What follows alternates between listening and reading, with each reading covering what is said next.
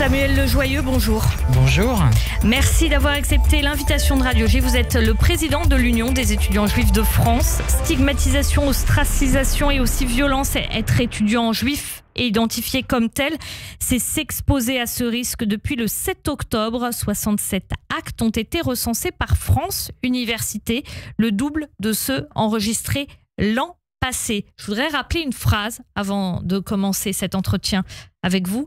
Mal nommer les choses, c'est ajouter au malheur du monde. Elle est très connue, cette phrase, elle est souvent citée.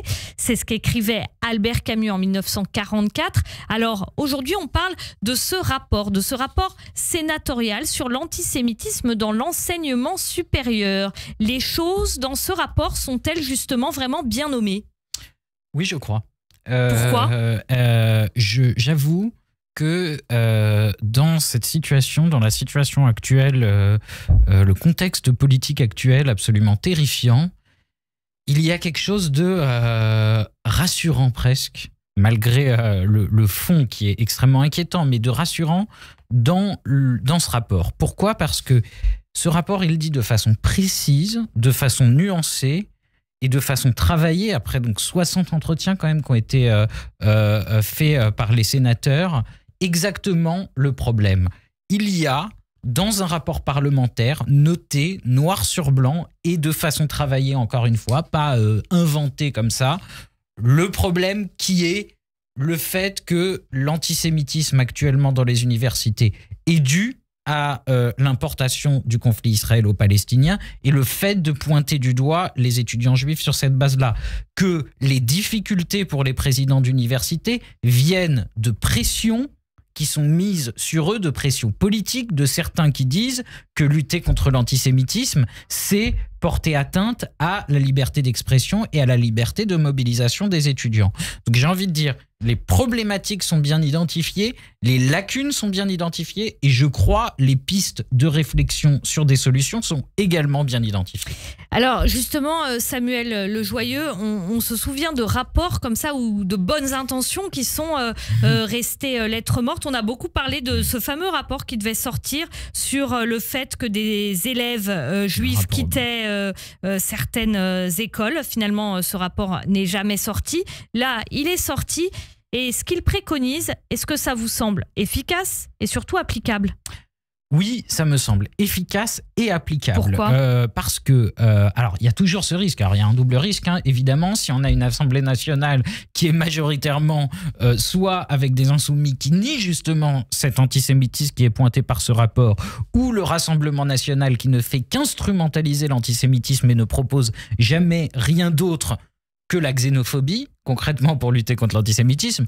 Dans les deux cas, ce rapport restera lettre morte. Mais si on a une assemblée qui reste républicaine, les préconisations me semblent extrêmement intéressantes. Si on doit résumer les choses, d'abord c'est de mettre finalement la question de l'antisémitisme au centre du jeu dans les universités, notamment en arrêtant d'avoir des référents racisme-antisémitisme et des vice-présidents d'université racisme-antisémitisme, donc pour finalement régler cette question de la visibilité des personnes contacts sur ces questions-là. Parce que ça, c'est un problème pour les étudiants quand ils ont des problèmes à l'université, ils ne savent pas vers qui se tourner. Exactement, mais il faut le dire, le chiffre que vous avez cité en introduction, il est très bas, semble bas. 67 actes antisémites, mais le fait que l'on ne puisse recenser que 67 actes antisémites sur une année universitaire, mais ça montre qu'il y a un déficit énorme dans les process de signalement, mais énorme. Il y a eu des centaines de tags antisémites dans les facs, des milliers de messages antisémites sur les groupes de promotion. Donc il y a un vrai problème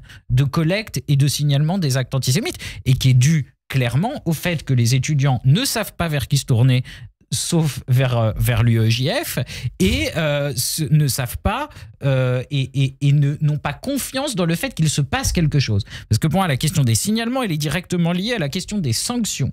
Et c'est aussi préconisé par le rapport qu'il y ait des sanctions beaucoup plus efficaces. Il y a dans le Code de l'éducation une possibilité d'une mesure qui est une mesure d'exclusion conservatoire et temporaire jusqu'à 2 mois d'un étudiant. À un moment, il y a des cas évidents quand on écrit sale juif sur un groupe de promotion, dans la semaine, on peut être exclu 2 mois. La loi le prévoit déjà, il faut le faire. Et ce n'est pas fait ? Jamais. Jamais. Alors, il y a quelque chose de très intéressant aussi, évidemment, dans ce rapport. C'est que vraiment, ce qu'il note en premier, et ça c'est important comme constat, vous venez d'en parler, c'est écrit noir sur blanc, hein, une importante sous-évaluation de la réalité de l'antisémitisme dans le supérieur. C'est terrible comme constat, mais en même temps, c'est ce que vous disiez au début, ça fait du bien. On a du mal en tant que juifs à faire entendre notre voix, notamment depuis le 7 octobre. Dans ce rapport-là, est-ce que la voix des juifs victimes d'antisémitisme a été entendue ? Je le crois. J'avoue que j'ai une certaine fierté parce que le rapport se fonde beaucoup sur notre sondage qu'on a commandé à l'IFOP pour le Parisien, qui avait sorti ce chiffre de 91% d'étudiants juifs victimes d'antisémitisme. C'était fin septembre 2023. Et donc j'ai été auditionné dans le cadre de ce rapport, et je sais que les entretiens commençaient toujours par comment, et c'était vraiment la question centrale, comment une telle différence entre les chiffres officiels du ministère et de France Université 67 actes et nos chiffres à nous, ce 91%. Et c'est là-dessus que ça s'est fondé, et c'est effectivement ça. Comment est-ce possible ? Voilà. Moi, je dis, c'est les deux choses. Les étudiants, ils vont pas voir la fac parce que c'est pas assez efficace.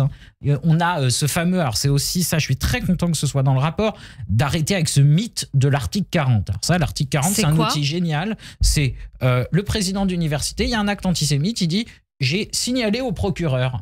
Mais je m'en fiche qu'il signale au procureur, on est assez grand pour aller porter plainte tout seul. C'est une déresponsabilisation. Moi, je veux que le président d'université, il saisisse son conseil de discipline et qu'il y ait des sanctions, et qu'il y ait des sanctions rapides et des sanctions sévères. Donc c'est pour ça que les étudiants, ils y vont pas, parce qu'ils ont l'impression que ça sert à rien. Ou alors parce qu'ils savent pas vers qui se tourner.